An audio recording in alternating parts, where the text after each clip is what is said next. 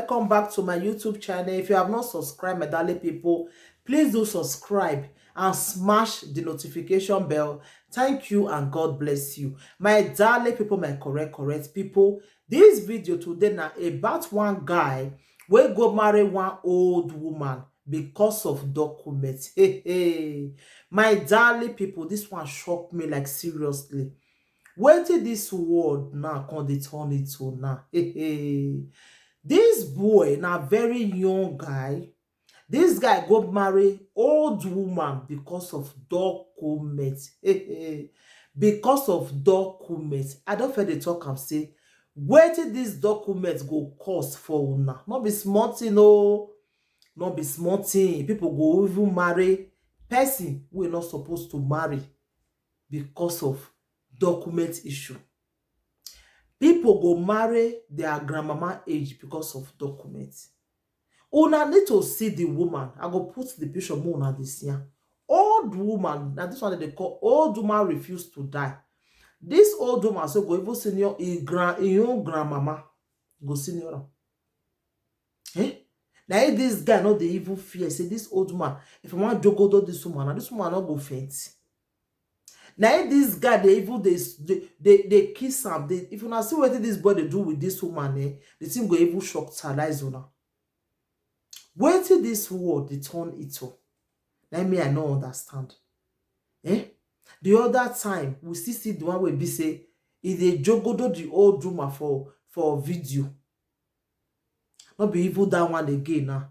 This one now. I said this one big marriage that they do. All the boyfriends, everybody full there. Now, wow. This one are because of documents. This one now suffer now reach there. Where this guy can't decide now, say that old woman he want end up with. You cannot say not because of love. You go say you want marry this kind old woman. That one not dey possible.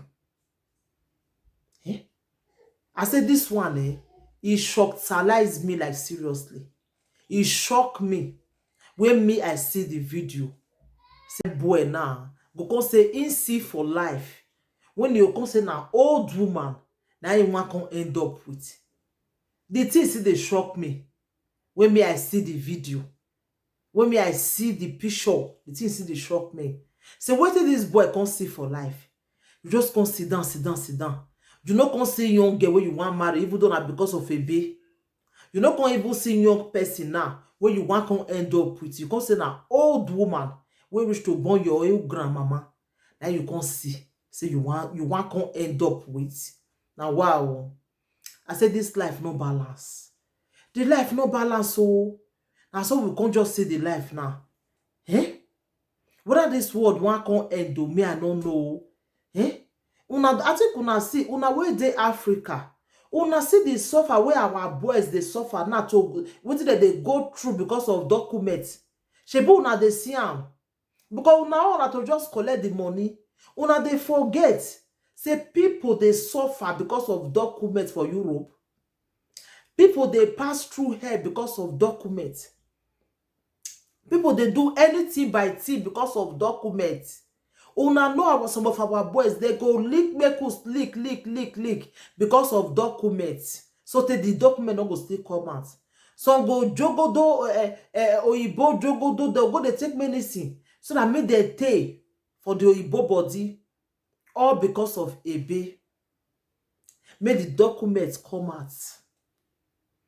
Now you wey don't get already now. You come begin the misuse and body go they cash you. Like I said, they never see you before for life. Body go they cash you, not be small. You will get them already. You go even they say I not go give person because of I understand say now because of the suffer where some people they suffer because of documents. Then they make them the talk say no, I not go ever give this person if I get them. You understand? Okay, this one now. What's I want them? Now because of documents. And because of documents. If not because of documents, you don't see person go just wake up, sleep, wake up, say na old woman, now you want go marry. No, it's not that possible. It's not that possible. Now because of say documents not dey, now they make many of our boys go they do this kind thing. You understand? Now they make them they do am. If documents dey, you don't see who go just wake up in the morning, go just say, nah, old woman will be say, I know say you not go even boy again for your life. Now we can go carry. This guy now, young guy now. If this boy age too big, he go be 25. If he age too big, he go be 25 years. Wait on one 16, I go make am now. And because of a document of see all those problems. You understand? So the thing is, they shock me when I see him. I say, no, I must constantly tell our people, say, but I see again, no, or no, that one don't come out again. Or because of waiting, a bit. Or maybe the Igbo get money. Then one make am do. And Igbo guys, so when I don't say some of our Igbo boys, they can do anything because of money. They don't care. Oh, eh? You say get one what I say for TikTok that day now. All do my old grandmama. I say they tell the boy, say, anybody way want fight you, let them come, they already know. I was like, hey. I said, look, another Igbo boy again. And most guys, when they always do this thing, men in Igbo, guys. I don't say Igbo. Now they can't even many pass where they marry Igbo for this country. Now they many pass. Now understand? So, my own guy people, what you not think about this video? The thing see the shock salaries me. Say a young boy just say now old man you want to end up with. Eh? I say some go leak bekus. He get one. He say he mouth don't fire. When did the leak old man bekus all because of documents? He don't tire for life. He don't know what to do again at the end. The Oyibo not still give him. He gets another one. After he don't give the guy can go to give black girl belly. Now when I say the cause amo, he can go to give girl belly. Every time girl don't get belly for her, go say na mistake. Second one, na mistake.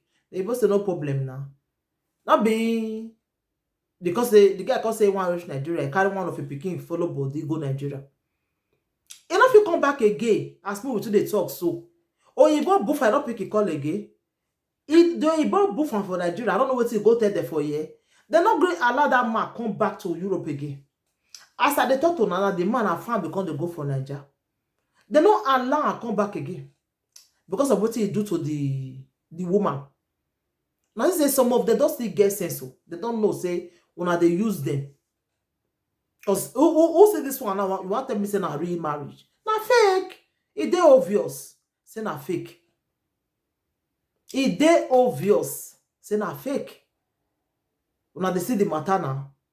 So that is why we have to use our brain. Oh, we have to use our sense. Oh, sometimes for wetin we dey do. So anything wanna think about the video, wanna leave on a comment for the comment section. Wanna see reason with me. If I don't see talking about wanna see take a more hair. So I believe say now because of documents, I mean this our brother go do this kind of thing when they do so.